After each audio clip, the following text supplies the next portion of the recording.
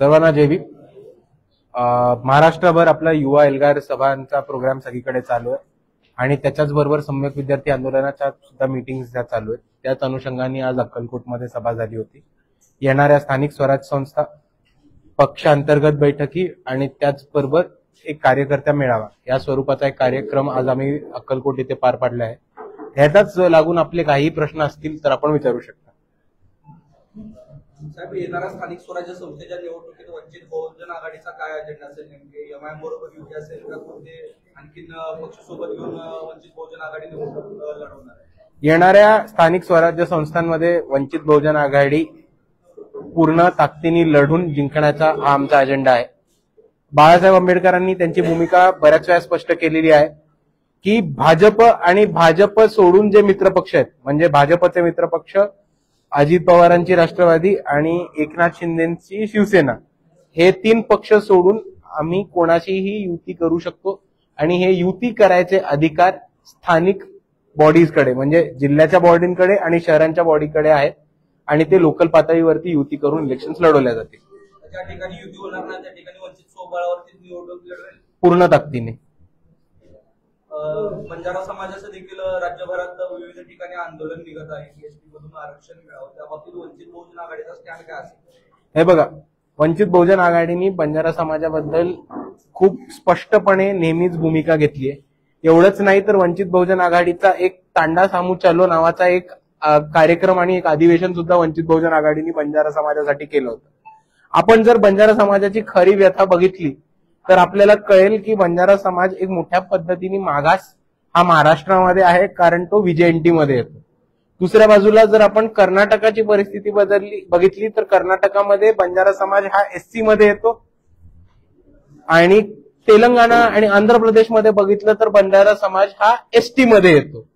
आणि जर मूळ आपण राजस्थानमध्ये बघितलं, जिकडनं बंजारा समाजाची म्हणजे जिकडनं मूळ हा बंजारा समाज येतो, तर राजस्थानमध्ये बंजारा समाजाला ओबीसी स्टेटस मिळतं आणि ह्याच्यामुळे बंजारा समाजावरती खूप मोठे प्रॉब्लेम झालेले, तांड्यांवरती एक मागास परिस्थिती आली। त्याच्याहून महत्वाचं, बरेचसे बंजारा तरुण हे वीटभट्टी कामगार, ऊसतोड कामगार म्हणून काम करताना दिसतात आणि ह्याच्यावरती एक पॉलिसी लेवलवरती वंचित बहुजन आघाडीने ऑलरेडी प्रोग्राम घेतला आणि त्याच्यावरती आम्ही काम करतच राहू। लक्ष्मण हाके आज सोलापूर जिल्ह्यामध्ये पाटकुल या ठिकाणी मोठी ओबीसीची एल्गार परिषद घेत आहेत। जरांगेंना प्रतिस्पर्धी ठरवण्यासाठी एक सरकारी यंत्रणा लावली गेली अशा पद्धतीची धक्क्या आवाजात चर्चा आहे। एकूणच तुम्ही हाकेंच्या भूमिकेकडे कशा पद्धतीने पाहता? कारण ओबीसीचे मोर्चे सुद्धा आता महाराष्ट्रभरामध्ये निघायला चालू झाले आहे। एक जात एकमेकांच्या जीवावर येऊन ठेपल्याचं चित्र पाहायला मिळतंय। लक्ष्मण हाके नेमके महाराष्ट्रातल्या राजकारणातील आणि समाजकारणातील कोण वाटतात तुम्हाला?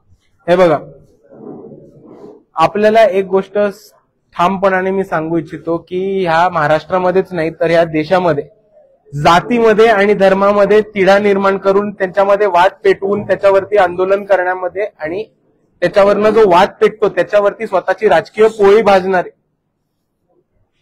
याच्यासाठी भारतीय जनता पार्टी नेहमी स्वतःची यंत्रणा वापरत राहते आणि त्याच पद्धतीने जातीमध्ये भांडण लावायचं काम हे भाजपने यशस्वीपणे महाराष्ट्रात करायचं सुरुवात केलेली आहे, असं एक चित्र आपल्याला दिसतंय। आधी हिंदू मुस्लिम, मग त्याच्यानंतर दलित वर्सेस मराठा आणि आता मराठा वर्सेस ओबीसी, असं एक मोठं चित्र भाजपने ठिकठिकाणी जातीमध्ये भांडण लावून उभं केलेलं दिसतंय। पण तुमच्या प्रश्नाचं ठराविक उत्तर द्यायचं असेल तर जेव्हा मागची लक्ष्मण हाकेंची जी सभा होती, ज्याच्यावरती बाळासाहेब आंबेडकरांनी फोनवरती 1-2 मिनिटाचं भाषण दिलं होतं, ते भाषण जर आपण ऐकलं तर ते अतिशय महत्वाचं ठरेल, जिकडे त्यांनी म्हटलं होतं की आता ओबीसी समाजाला जागृत होऊन स्वतःच्या आरक्षणासाठी आणि हक्कासाठी लढायची गरज आलेली आणि ओबीसी समाजाने पण हे समजून घेतलं पाहिजे की आत्ताचं भाजप सरकार जे आहे त्यांनीच हा GR पास केलाय, ज्याच्यामधनं ओबीसीचं आरक्षण, मराठ्यांना आरक्षण हे ओबीसी कोट्यामधनं मिळणार आहे, तर ओबीसींना आता स्वतःच्या हक्कासाठी न्यायासाठी जागून लढायला लागणार आहे। लक्ष्मण हाकेंच्या आजच्या सभेमध्ये बाळासाहेबांचा सुद्धा फोटो त्या ठिकाणी वापरलेला आहे, मात्र लक्ष्मण हाके ज्या पद्धतीने भूमिका घेतली ती बाळासाहेबांची सुसंगत आहे का, काय वाटतं? हे बघा, बाळासाहेब त्यांची नेहमी भूमिका मांडत राहतात आणि बाळासाहेब त्यांच्या भूमिकेने मांडत राहतात। लक्ष्मण हाके बाळासाहेबांच्या भूमिकेवरती येत आहेत का हा प्रश्न तुम्हाला बघायचा आहे, तो आम्हाला पण बघायचा आहे। पण त्यांची भूमिका आहे त्यांची भूमिका आहे. बाळासाहेबांची भूमिका ही ओबीसीसाठी आणि बहुजनांसाठी नेहमीच प्रामुख्याची राहिलेली आहे आणि ती त्याच पद्धतीची राहील. महाराष्ट्रात एकीकडे पूरजन्य परिस्थिती होती, परंतु सत्ताधारी पक्षातल्या नेत्यांचे असतील किंवा विरोधकांचे एक कॅम्पेनिंग वॉर चालू झालेलं दिसतंय की मध्यंतरी देवाभाऊ हे सर्व एकंदरीत या ओल्या दुष्काळात ही सर्व बाबी करणे योग्य आहे, काय वाटतं? हे बघा, एका बाजूला मला खरं एका अर्थाने वाटतं की हे करणं योग्य. 3 कायदेतज्ञ बोलवून हा GR सुप्रीम कोर्टमध्ये टिकणार आहे का? सुप्रीम कोर्टाच्या ज्या अटी होत्या त्या ह्या GR मध्ये पूर्त झाल्या आहेत का? सुप्रीम कोर्टने जो डेटा मागितला होता तो ह्या GR मध्ये दिलाय का? फार काळ टिकले नाही. आता ते स्वतःच्या भावाला टाळीला टाळी देतो म्हणतायत. मात्र सध्या राज ठाकरे जे आहेत ते आता वेगळ्याच भूमिकेमध्ये आपल्याला पाहायला मिळत आहेत. कारण निवडणुकीपर्यंत झुलवत ठेवायच्या आणि ऐन निवडणुकीवर आल्यानंतर युती तोडून द्यायची अशा पद्धतीची एक परंपरा आपल्याला उद्धव ठाकरेंची दिसून येते. काय होईल, राज उद्धव की युती होईल की काय होईल नेमकं काय वाटतंय? कारण तुम्हाला त्याचा अनुभव आहे. हे बघा, आमच्या युतीबद्दल बोलायचं झालं तर मी परत एकदा स्पष्ट करतो, आमची युती ही प्रबोधनकार ठाकरेंच्या शिवसेनेच्या विचारांशी झाली होती. त्याच्यानंतर पुढे त्या पक्षाचं काय झालं ह्याचा माझा काही त्याच्याशी संबंध नाही. पण दुसऱ्या बाजूला राज ठाकरे आणि उद्धव ठाकरेंची युती होईल का नाही हा तो त्यांचा प्रश्न आहे. वंचित समूहांना त्यांचे प्रश्न त्यांचे प्रामुख्याने माहिती आहेत. वंचित समूहांना त्यांच्या अडचणी माहिती आहेत आणि ह्या ट्रॅपमध्ये ते अडकणार नाहीत आणि युती झाली की नाही झाली यांनी वंचित समूहांच्या जीवन मरणाच्या प्रश्नांवरती काही फरक पडणार नाही. हे तमाम तळागाळातल्या वंचित समूहांना कळले, त्याच्यामुळे याच्याकडे कोणी लक्ष पण नाही देते. एका बाजूला ही 2 ठाकरे बंधू एकत्र येण्याची चर्चा सुरू असताना वंचित बहुजन आघाडीमधलाच एक घटक आपण त्याला म्हणूयात रिपब्लिकन सेना, आंबेडकर घराणं मात्र फुटताना दिसत आहे. आनंदराज आंबेडकरांनी उपमुख्यमंत्री शिंदेबरोबर युती केलेली आहे.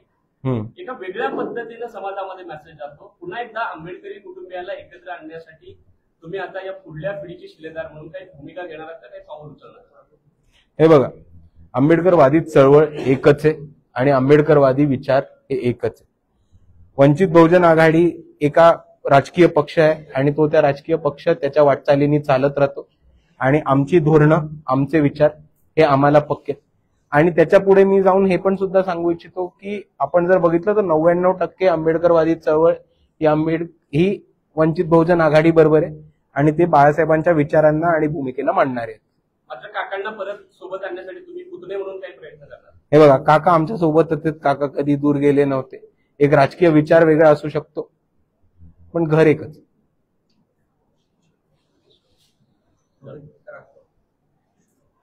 बंधुप्रेम न्यूज चॅनलला लाईक, सबस्क्राईब व बेल आयकॉन दाबायला विसरू नका. धन्यवाद.